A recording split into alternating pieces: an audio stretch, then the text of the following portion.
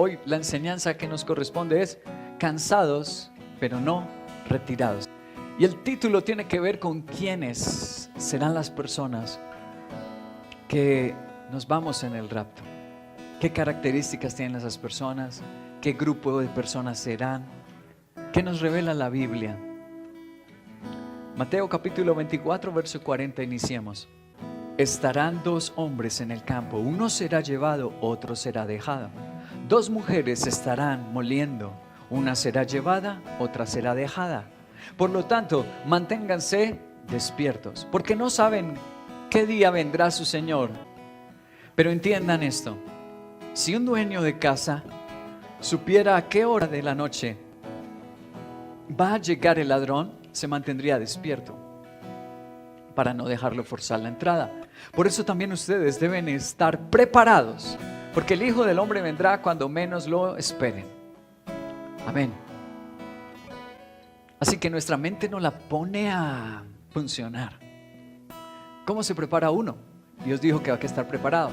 Estas son palabras de Jesucristo, no fueron de un apóstol, no fueron de un profeta, no fueron de un pastor, un predicador cualquiera. Estas son palabras, Mateo 24 está hablando Jesucristo mismo, y Él dijo que debían prepararse. O sea, todo el mundo no se va en el rapto, solo los que estén preparados. ¿Toda la iglesia estará preparada o solo una parte se está preparando?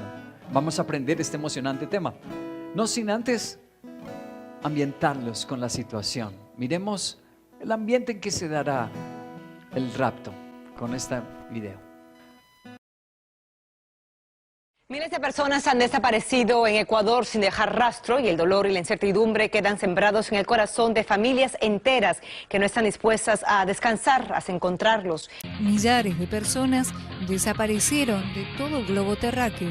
No se tiene el número exacto, pero se presume que ha alcanzado una cifra mucho mayor que la anunciada, pudiendo convertirse en millones según las autoridades. Las imágenes que usted ve fueron capturadas por cámaras de varias partes del mundo.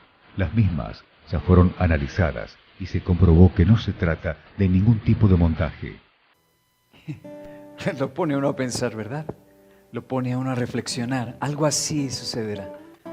Lo pasará CNN, la BBC, lo pasarán las cadenas.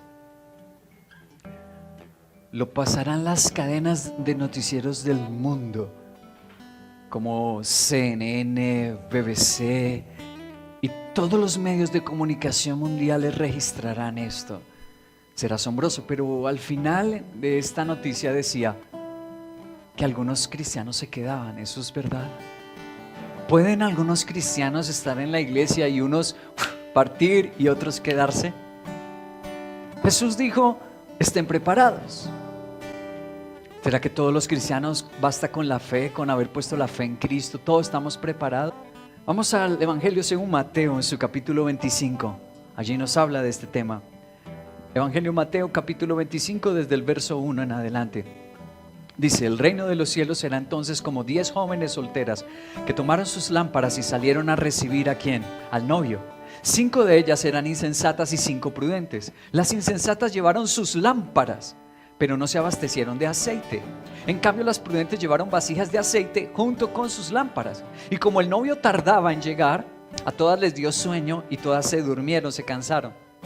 A medianoche se oyó un grito, ¡ahí viene el novio! ¡Salgan a recibirlo! Entonces las jóvenes se despertaron y se pusieron a preparar sus lámparas. Las insensatas dijeron a las prudentes, denos un poco de su aceite porque nuestras lámparas se están apagando. No, respondieron estas, si no va a alcanzar ni para nosotras ni para ustedes. Es mejor que vayan a los que venden el aceite y compren para ustedes mismas. Pero mientras iban a comprar el aceite, llegó el novio y las jóvenes que estaban preparadas, mira, no todas, sino las preparadas, entraron en el banquete de bodas y se cerró la puerta. Entonces llegaron también las otras. Señor, Señor, suplicaban, ábrenos la puerta. No las conozco, respondió él. Por tanto, agregó Jesús, manténganse despiertos porque no saben ni el día ni la hora. Amén. Wow. Aquí tenemos la descripción de nuestro Señor. El Señor dice que no todas las jóvenes solteras, no todas ellas entraron a las bodas del Cordero. Cuando vino el novio, la segunda venida de Cristo, Bueno, todo este capítulo, ¿por qué hacemos sobresalir en rojo estas palabras? Porque todo el capítulo, las protagonistas son las jóvenes solteras. Ahora, para comprender a quién se refiere esas jóvenes solteras, se refiere a todo el mundo, toda la humanidad. Muy bien, vamos a entenderlo.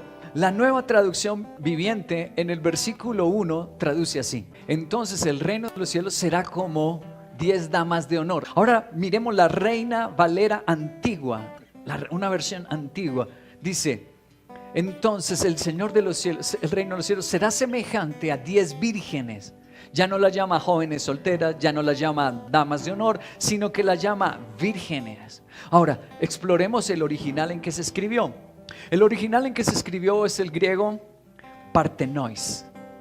Y lo que significa el griego partenois es exactamente vírgenes o doncellas, mujeres que no han tenido relaciones sexuales, que no se han casado. Ese es el término partenois. Entonces no está mal referirse a ellas, más exactamente sería referirse a ellas como vírgenes. ¿Y quiénes son entonces? Bueno, ya sabemos cómo se define correctamente el griego.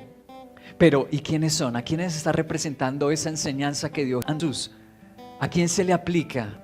En 2 de Corintios, capítulo 11, verso 2, hay una explicación bien clara.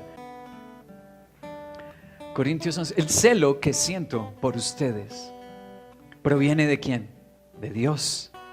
Pues los tengo prometidos a un solo esposo, que es Cristo, para presentárselos como una virgen pura. Amén.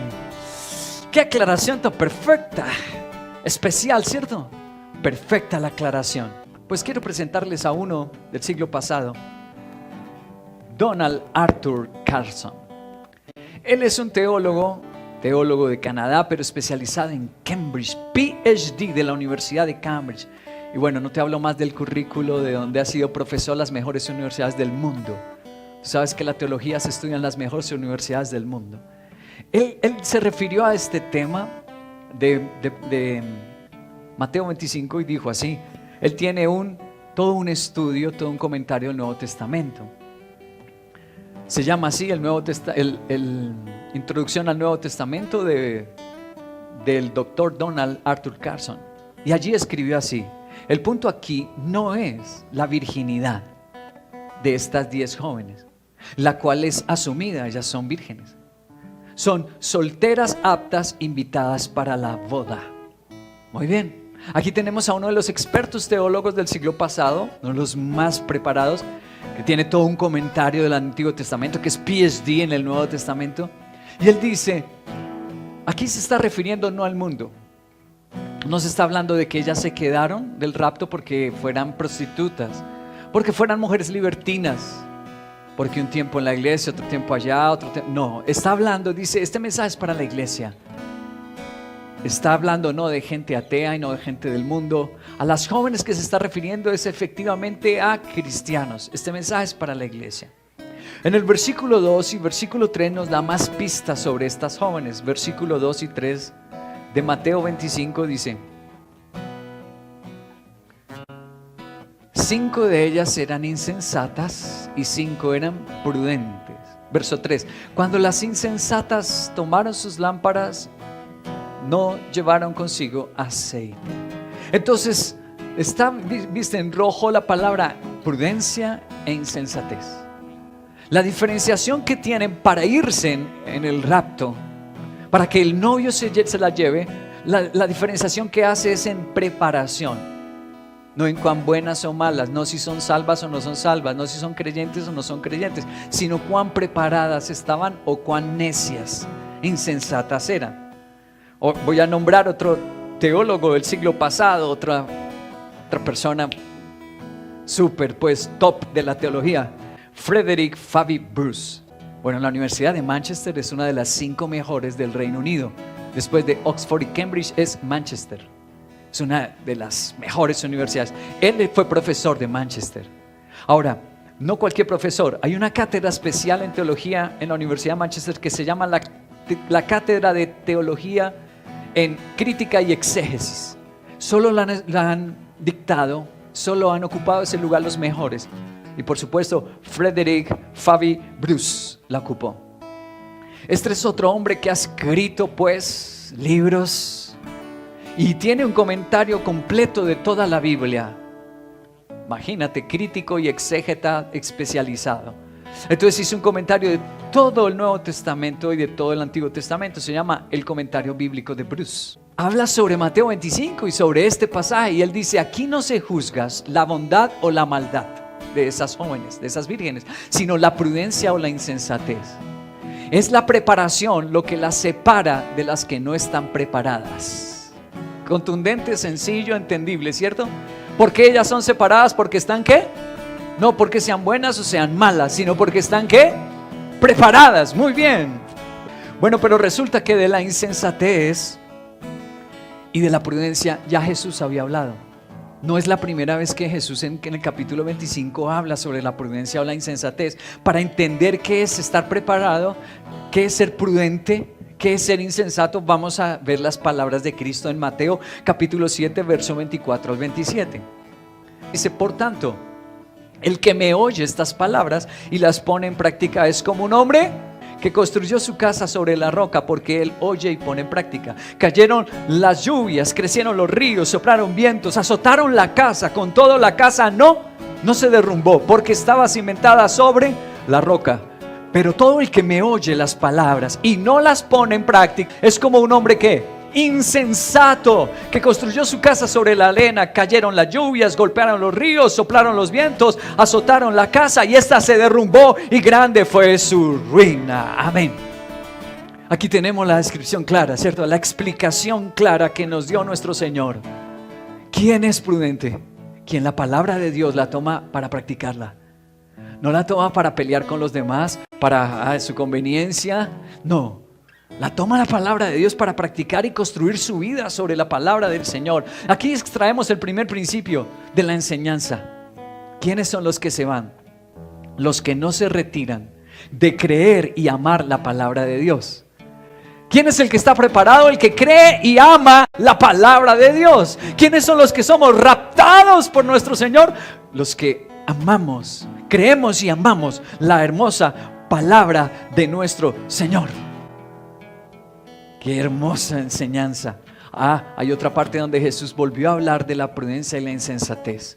¿Quién es un cristiano prudente y quién es un cristiano insensato? Y está en Mateo 24, en el versículo 45 y 46, leamos. Dice: ¿quién es el siervo fiel y prudente, a quien su Señor le ha dejado encargado de los sirvientes y de darles la comida a su tiempo? Dichoso el siervo cuando su Señor, al regresar, cuando la venida de Cristo, lo encuentre cumpliendo con su deber. Muy bien, y ahí estaba en rojo: cumplir con el deber. Creer la palabra de Dios, amar la palabra de Dios. Ama, cree y ama la palabra de Dios. Porque prepararse es eso, porque ser prudente es eso. Pero lo segundo que es ser prudente es cumplir con el deber. El siervo prudente, dijo Jesús en capítulo 24, es el que cumple con su deber. Nosotros tenemos deberes cristianos. No es solo estudiar y ya, acumular conocimientos para responderle a cualquier pastor, así, para contender y opinar y criticar por el Facebook y las redes sociales. No es para eso que se estudia la Biblia. Es para llegar a cumplir un deber, un llamado. Tú tienes un llamado. A todos nos puso Dios, dice la Biblia, que es como un cuerpo. La iglesia de Cristo es como un cuerpo, y que el pie tiene un propósito, el ojo tiene un propósito, la boca, los pulmones. ¿Sabes que tú no eres un adorno en la iglesia? Dios no te salvó, te sacó del mundo para que seas el adorno. Es que yo le hago un favor al pastor cuando voy a la iglesia, porque adorno la iglesia.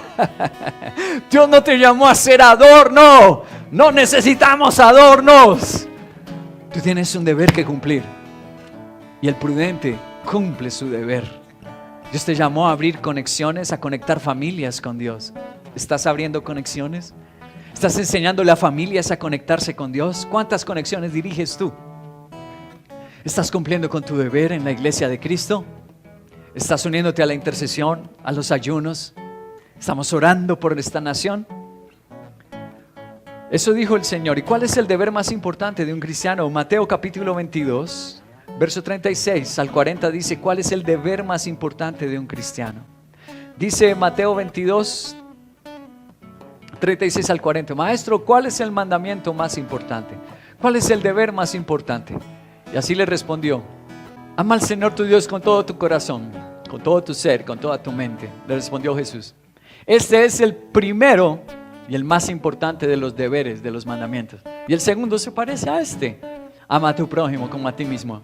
Estos dos mandamientos dependen de toda la ley y los profetas. Jesucristo nuestro Señor explicó: el deber más importante es ¿qué? Amar. Pero la Biblia, ¿cómo describe el amor? Yo te refresco la memoria. Corintios capítulo 13, la Biblia no describe el amor como: ay, es que yo siento cosas bonitas en mi corazón por Dios. Siento cosas bonitas por mi prójimo, por el vecino, por la iglesia. Yo lo cebo aquí en mi corazoncito. Eso no es amar en la Biblia. Amar en la Biblia es acción.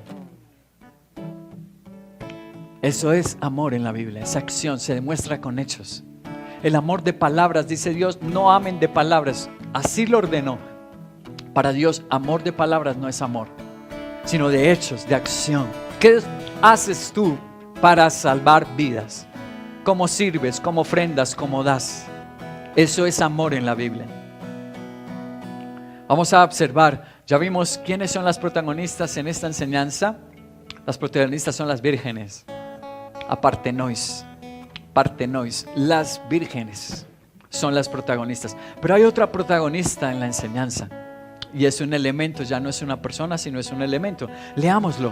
Mateo, volvamos al capítulo 25, versículo 10 al 12. Vemos el elemento protagónico. Pero mientras iban a comprar el aceite, llegó el novio.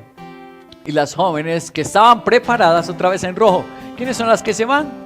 Estaban preparadas, pero vemos también en rojo el aceite. Entraron con él al banquete de bodas y se cerró la puerta. Después llegaron también las otras. Señor, Señor, suplicaron. Mira, aunque suplicaron, wow, Dios no respondió a esa súplica. Ábrenos la puerta. No, no las conozco, respondió él. Aquí tenemos el elemento protagónico. Ya no son unas personas. El elemento protagónico es una sustancia, el aceite. Y también vimos al final esa expresión, porque se les había acabado el aceite. Él dice: no las conozco. Esa expresión, no las conozco, ya la había usado Jesús. Él ya nos había hablado antes de esa expresión, sí. Mateo capítulo 7, verso 21 y 22, entendemos qué es eso de por qué no las conoce y las rechaza. Siendo que ellas eran creyentes, eran de la iglesia, eran vírgenes, no eran del mundo, no eran prostitutas. Mateo capítulo 7, verso 21 y 22, Jesús dijo: no todo el que me dice Señor, Señor, entrará en el reino de los cielos, sino solo el que, en rojo está, hace la voluntad de mi Padre. Otra vez, al amar no es sentir, amar es hacer, son hechos. Dice el que hace, no el que siente, sino el que hace la voluntad de mi Padre que está en el cielo. Muchos me dirán en aquel día, el día de la venida del Señor, el día del rapto: Señor, Señor, ¿no profetizamos en tu nombre? Y en tu nombre expulsamos demonios e hicimos muchos milagros. Entonces les diré claramente: jamás los conocí, no los conozco. Aléjense de mí, hacedores de maldad. Aquí entendemos qué es lo que quiso decir el Señor con no los conozco. Y vimos que son personas que tienen actividad en la iglesia. Profetizamos, hicimos milagros, oramos por otro, fuimos líderes, trabajamos con el pastor Henry en su grupo. Pues no se trata de en qué grupo trabajas, ni de posición, ni de fama, ni reconocimiento. De aquí nace el segundo principio de esta enseñanza. El segundo principio es: no se retiran de obedecer toda. Los que se van, los que están preparados, son los que no se retiran de obedecer toda la palabra de Dios. Amén. Porque vimos en Mateo 7 que obedecen una parte, lo que les conviene: orar, profetizar. ¿Eso qué esfuerzo es? Pero por favor, más cuando les gusta el protagonismo, que les gustan que les den like en las redes sociales, pues allá los vas a tener. Los vas a tener de líderes. Pero cuando les corresponde cargar los equipos, interceder y ayunar, ser fieles y someterse y rendir cuentas, ay, esa parte sí como que se me olvidó de la Biblia. Esa yo no la he visto. Esa parte de la Biblia no la he visto. Jesús dijo: hay gente que le gusta cumplir solo una parte de la Biblia, lo que le conviene. Hoy tenemos gente ordenando, ungiendo ministros homosexuales, ministras lesbianas. ¿Por qué? Porque es que es la moda. Hoy tienes una facción de la iglesia tristemente grande que acepta el aborto. ¿Por qué? Porque está de moda. La iglesia, hay unas que se acomodan a las circunstancias, a los cambios culturales, sociales y a la moda. Entonces ellos cumplen solo parte de la palabra. La preparación, dijo Jesús. ¿A quién les dijo no les conozco? A los que cumplían solo una parte de la Biblia. Profetizar, ser líderes, hablar de mí. Pero, ¿y las otras partes de la Biblia? No matarás. La otra parte de la Biblia, hombre y mujer los creó. No creó más géneros. ¿Esa parte la cumplirías? Hay que tener humildad para eso y hay que ir contra la corriente para cumplir la palabra de Dios, ¿cierto? Porque a ti te van a lanzar pedradas si tú te declaras cumplidor de toda la Biblia. No es solo unas partes. A ti no te van a lanzar pedradas y dices, yo voy a la iglesia los domingos. Te van a decir, uy, nice, cool, chévere. Pero cuando tú dices que tú solo crees en el género masculino o femenino, cuando tú dices que no crees en el aborto, que eso es asesinato a la criatura más indefensa que existe en el universo y la que está en el vientre, no se puede defender, no puede hablar, no puede gritar, no se le ha dado la oportunidad de vivir, no se le ha preguntado, ¿quieres o no vivir? Cuando tú dices una cosa de esas, tomas esa posición de cumplir toda la Biblia, de rendir cuentas a un pastor, porque la Biblia dice, sí, hay que bautizarse. Ese es uno de los mandamientos en la Biblia. El que creyere y fuere bautizado, dice la Biblia, será salvo. Hay que bautizarse, hay que congregarse. Bueno, pero rendir cuentas, la parte de la disciplina, obedezcan a sus pastores, sométanse a ellos. Uy, cuando tú dices que cumples toda la Biblia, ya no eres cool, ya no eres actual, moderno. Esta es la iglesia preparada, cumple no solo una porción, no solo lo que les complace y que les beneficia, sino que cumple toda la escritura. Para explicar este momento del que está hablando Jesucristo, debemos remontarnos hacia esa época. ¿Por qué Él usa este momento y lo contextualiza de esta forma? Y ahora un brindis por los esposos.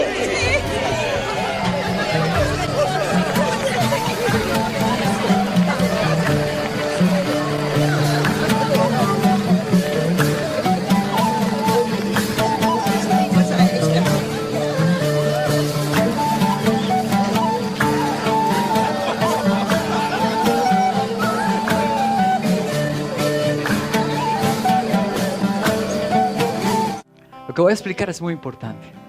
Te va a dar mucho entendimiento de la enseñanza de Cristo de Mateo 25. Porque los matrimonios de aquella época no son como los de ahora.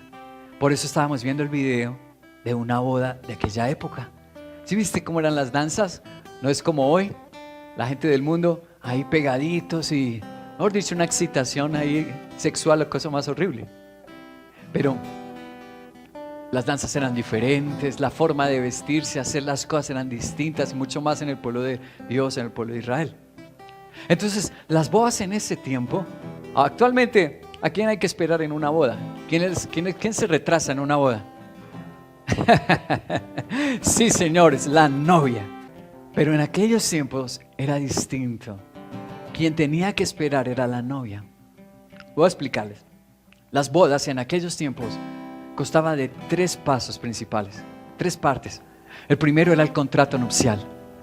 Venía el novio a la casa de la novia, venía con sus padres y hacían algo como un contrato.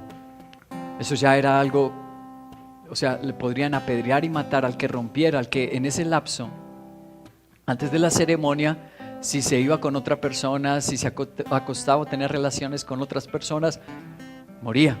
Era solemne este contrato matrimonial. Lo hacían con los padres y lo hacían entre los novios. La segunda parte era la preparación. ¿Cuánto duraba esa preparación? Aproximadamente 1 año duraba la preparación. ¿Qué hacían en esa preparación? La novia se quedaba en su casa y empezaba a aprender las labores que debía y el rol que debía desempeñar como esposa y como madre. La entrenaban a ella para ese futuro rol. ¿Y él qué hacía? Generalmente se ponía a construir. Las casas en ese tiempo generalmente rurales tenían campo como hoy también las tierras o las casas en la parte rural tienen campo. Entonces generalmente los padres del novio le daban un espacio y él se ponía a construir y ampliar la casa hacia una habitación más grande o hacia otra casa para llevarse a vivir a ella. Eso duraba aproximadamente un año. Y la tercera fase, ya hablamos de la primera, el contrato, la segunda, la preparación, y la tercera y última fase era propiamente la ceremonia. Ahora, las ceremonias, como vimos allí en este video, era un acontecimiento. La vida era muy dura en aquella época. Sabes que no es como hoy, pagas el recibo, te llega la luz, pagas el recibo, te llega el gas, te llega el agua. La vida era muy dura. No habían computadores, no habían todas las comodidades que hoy existen. La vida era bastante fuerte. Así que cuando había, por ejemplo, matrimonios o habían funerales, en realidad era un respiro para la comunidad. De toda esa actividad y de esa vida tan dura, ir a buscar el agua, ir a buscar la leña, hacer sus cultivos, era muy dura la vida. Pero cuando llegaban estas ocasiones especiales como una boda, oye, eso era un acontecimiento, podría durar hasta una semana o más, la celebración de una boda, y participaba todo el pueblo, todo el mundo estaba de fiesta. ¿Cómo te parece? El novio estaba en su casa, la novia estaba en su casa. Y como les digo, no se esperaba a la novia, sino el que se demoraba era el novio. La novia estaba en su casa con unas damas de compañía, que es la que se refiere en la parábola de Mateo 25. Estaba con otras jóvenes, podían ser familiares, podían ser amigas. Ellas también eran vírgenes, ellas también eran solteras. Y ellas estaban con unas lámparas que eran unos palos, sencillamente con unas vasijas de barro, arcilla, lo que se usaba en aquella época, y ahí ponían un combustible que podía ser brea o podía ser aceite, y las tenían preparadas porque, como les digo, no se sabía la hora, a veces llegaba hasta la noche. Él podía salir temprano de su casa al novio, pero en el recorrido el pueblo entero empezaba a detenerlo. Y empezaban a saludarlo y a felicitarlo por su boda, y luego el compadre, y luego el primo del tercer grado, y uy, a veces el asunto era muy demorado y la novia ya en la casa. Entonces, como en todas las épocas desde Adán y Eva, existía la rebeldía, la necedad. Había novias que decían cosas como esta: ¿por qué esperar? Habían mujeres que decían: ¿y por qué tenemos que seguir esa tradición tonta? Me parece tonta. ¿Por qué no rompemos el molde? Habían otras que decían: oiga, esto no se trata luego solo de amor, ¿por qué contar con mis papás? ¿Por qué hacer contrato? Todo esto. Y como en todas las épocas del mundo, ha existido quien se salta las normas, se iban en unión libre, se volaban de la casa. Aquí estamos refiriéndonos muy bien a lo que Jesús, los judíos y las personas que oyeron a Cristo hablar esto, lo entendieron perfectamente a quienes se refería. Hay gente que va a la iglesia pero no le gustan las normas. Hay gente que va a la iglesia y coge la Biblia solo lo de tal manera amó Dios al mundo. Solo le gusta que le hablen de amor, pero no le gusta que le hablen de cumplir mandamientos, ser obediente a Cristo, ser sensato, ser prudente. Eso no le gusta. A eso se está refiriendo nuestro Señor, de gente que se queda. El protagonista, como dije, después de las mujeres es el aceite. ¿Qué significa el aceite? Efesios capítulo 5 verso 18 nos aclara. Leamos Efesios 5:18. Dice: no se emborrachen. Oye, cristianos emborrachándose. Pues parece que desde esa época existían, porque así le dice a la iglesia: no se emborrachen. Esta es una carta no al mundo, no a los ateos ni satanistas, a la iglesia que quedaba en Éfeso. Les dice: no se emborrachen con vino, que lleva al desenfreno. Al contrario, sean llenos de el Espíritu Santo. Está refiriéndose a cómo se llenaba una lámpara de aceite. Nosotros debemos ser llenos del Espíritu Santo. A cómo se llenaba un odre de vino, nosotros debemos ser llenos del Espíritu Santo. El Espíritu Santo se simboliza como el vino y se simboliza como el aceite. Por eso es que al hombre que va por el camino descendiendo hacia Jericó y los maleantes lo golpean y lo roban, el sacerdote, el buen samaritano, llega y lo vende con aceite y vino, símbolo del Espíritu Santo. Los cristianos que se van en el rapto están llenos del Espíritu Santo. Su lámpara, su vida está llena. Los otros se les acaba. Entonces tenemos que entender qué es ser lleno del Espíritu Santo. ¿Qué es tener el aceite? Te voy a decir rápidamente qué significa. El aceite principalmente se usaba para 4 cosas en aquella época. Primero, Primer uso del aceite, se usaba como combustible. El primer uso en los tiempos de la Biblia era para combustible, para encender las lámparas, para encender fuego. Y Marcos capítulo 16, verso 15 nos dice, Jesús habló así: les digo, vayan por el mundo entero y anuncien las buenas nuevas a toda criatura. Está en rojo, anuncien las buenas nuevas a toda criatura. Entonces, un buen cristiano, un cristiano lleno del Espíritu Santo, se reconoce cuando tiene este combustible y está llevando salvación. La pregunta que debes hacerte, la primera es esta: ¿estás llevando salvación? ¿Tienes el combustible y tú predicas, abres conexiones con Dios? ¿Estás haciendo conexiones a otras familias? ¿Estás llevando salvación? El segundo uso del aceite en aquellas épocas bíblicas era la medicina. Se usaba como un elemento medicinal. Marcos capítulo 16, versículo 16 al 18. El que crea y sea bautizado será salvo, pero el que no crea será condenado. Estas señales acompañarán a los que crean. En mí se expulsarán fuera demonios. Un cristiano que está lleno de aceite está expulsando demonios, está hablando nuevas lenguas. Toma en sus manos serpientes y cuando bebe algo venenoso, da gracias a Dios y no le hace daño a ninguno. Y pone las manos sobre el enfermo. Un cristiano con aceite está imponiendo manos sobre los enfermos y recobrarán la salvación. Dos usos del aceite: uno, combustible, y dos, medicina. Jesús dijo lo que nosotros debemos preguntarnos: ¿estamos llevando salvación? Y segundo, ¿estamos llevando sanidad? ¿Estamos confortando a la gente o eres todavía un ser diabólico y egoísta, encerrado en lo que encierran los pajaritos, en una jaula, en la jaula de oro? Yo quiero comprarme una casa, tener carro, ojalá una finca, viajar por el mundo y tomarme selfies. Hermanos, ¿vives en tu maldita jaula del egoísmo? El cristiano que tiene aceite lleva salvación y lleva sanidad. Tercer uso del aceite en aquellas épocas bíblicas era para limpieza. ¿Tú das buen testimonio? Donde llegas hay un cambio total del ambiente, la empresa, la universidad. Filipenses capítulo 2, versículo 15 dice: para que sean intachables y puros. Pureza, el aceite usaba para limpiar. Sean intachables y puros, hijos de Dios sin culpa, en medio de una generación como una universidad, un colegio, una empresa como distorcida y depravada. En ella ustedes brillan. ¿Ustedes se camuflan? ¿Ustedes son iguales a ellos? No, ustedes brillan como estrellas en el firmamento. Dios quiere que tú seas ¿la qué? La estrella de Dios. En esa universidad corrompida, sí Señor. En ese gremio, oye, es que pastor, yo trabajo en un gremio, mi gremio es terrible. Pues Dios te testimonio allí. ¿Para qué? Como el aceite. El uso del aceite era ¿qué? Limpiar, encender combustible, sanidad, y era también limpieza. Y el cuarto uso del aceite se usaba como, es bellísimo, como perfume el aceite.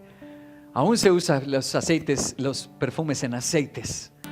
Se usa como perfume. Las 4 preguntas que están en la pantalla debemos hacernos. ¿Soy yo un cristiano que llevo salvación? ¿Soy yo un cristiano que llevo sanidad? ¿Soy yo un cristiano que doy testimonio? ¿Llevo el testimonio de un cambio de vida, de nacer de nuevo? Y cuarto, ¿llevo los dones del Espíritu Santo? Primera de Corintios capítulo 12, versículos 7 al 8 dice: a cada uno se le da una manifestación especial del Espíritu, un don especial. El Espíritu Santo le da a cada uno dones. Todos, para hacer bien a los demás. A uno les da Dios por el Espíritu Santo que le da palabra de sabiduría. A otros por el mismo Espíritu le da palabra de conocimiento. A otros fe por el mismo Espíritu. Y a otros por ese mismo Espíritu les da dones para sanar a los enfermos. A otros les da poderes para hacer milagros. A otros profecía. A otros discernir espíritus. A otro hablar lenguas. A otro interpretar las lenguas. A otro... Todo esto lo hace un mismo y único Espíritu Santo, quien reparte a cada uno según Él lo determina. Tú estás usando los dones espirituales. Estás sirviendo con los dones del Espíritu Santo. Dones de administrar, dones de ayudar, dones para ofrendar y ser generoso. ¿Tú eres un cristiano así? ¿El aceite significa esto? Sí. El aceite significa el Espíritu Santo. Y tener el Espíritu Santo significa esto. predicar, ser testimonio, llevar sanidad y usar los dones. Principalmente para esto se usaba el aceite, limpieza, combustible, sanidad, medicina y perfume. Un cristiano de los que se menciona en Mateo 25, que se van, son raptados, son cristianos llenos del Espíritu Santo, que se están moviendo de esta manera. El último principio, entonces, vamos a concluir con el último principio. Es el título de la enseñanza de hoy. Cansados, pero no retirados. Voy a terminar diciéndote lo siguiente. Todos nos cansamos. Por supuesto, la parábola, la enseñanza de Mateo capítulo 25, todas se cansaron, las 10. Tanto las prudentes como las insensatas, todas se cansaron. Yo llevo más de 20 años haciendo esto, orando todos los días, a veces riéndome y gozándome, otras veces llorando, quebrantado. Algunas veces fuerte como un búfalo, otras veces mi salud quebrada. Pero Dios lo que más valora de la raza humana es cuando alguien le expresa lealtad, fidelidad. Un último teólogo del que quiero referirme, del siglo XIX, de la Iglesia Cristiana Presbiteriana, vas a ver un cuadro de él, George Arthur Buttrick. George Arthur Buttrick. Este es un teólogo inglés del siglo XIX y de la Iglesia Cristiana Presbiteriana. Extraordinario también. Su preparación académica insuperable. Él dijo acerca de este pasaje bíblico: la iglesia por la que el novio viene es una iglesia preparada. Esa es la conclusión. Los que se preparan, no para lo peor, sino para lo mejor. Amén. ¿Sabes que este es el impulso que he tenido durante todos estos años? Siempre he esperado de parte de Dios que lo mejor. Las que tenían aceite, ¿por qué? ¿Por qué tenían aceite extras? Porque ya sabían que habría fiesta y habría fiesta. Punto. Va a haber fiesta de boda. Los cristianos que ven lo mejor en el mundo son los que no están preparados. Los que se les acaba el aceitico. ¿Por qué se les acaba el aceitico? Porque ellos lo mejor lo ven en una empresa, en un negocio. ¡Ay, esto! Estas inversiones. ¡Ay, estos paseos! ¡Ay, este plancito! Ellos ven lo mejor en el mundo. Los que tenemos aceite y lo guardamos, ofrendamos, servimos, ayunamos, predicamos. ¿Sabes por qué? Porque lo mejor lo vemos en Dios. Mateo capítulo 24, versículo 12 y 13, Jesús dijo así: habrá tanta maldad en el mundo que se enfriará el amor, pero el que se mantenga firme hasta el fin, este será salvo. El que se mantenga, el que persevere. Y yo quiero animarte a esto. Podemos cansarnos, pero no te retires. Te voy a mostrar un testimonio impresionante. Abby Johnson está en el otro cuarto. ¿Aquí? El primer asunto a tratar es otorgar el premio de planificación familiar a la empleada del año, Abby Johnson. Ella es Abby, nuestra nueva voluntaria. Abby, ella es Cheryl D'Alessandro. Voy a ser la directora más joven en la historia de la clínica. ¿Te harás cargo de los abortos en tu clínica? Esta es mi oportunidad de hacer una diferencia. ¿Yo le voy a arruinar tu vida? ¡Eres una asesina de bebés! Lo único que ha cambiado eres tú, Abby. ¿Podrías escucharte hablar sobre estos procedimientos? Son unos bebitos. No me voy a disculpar por trabajar en algo que ayuda a mujeres en crisis. Hay una parte de mí que no está segura. Lo sé, pero algo con lo que todos los expertos concuerdan es que en esta etapa el feto no siente nada. Les hace falta alguien en la sala trasera. ¿Estás libre?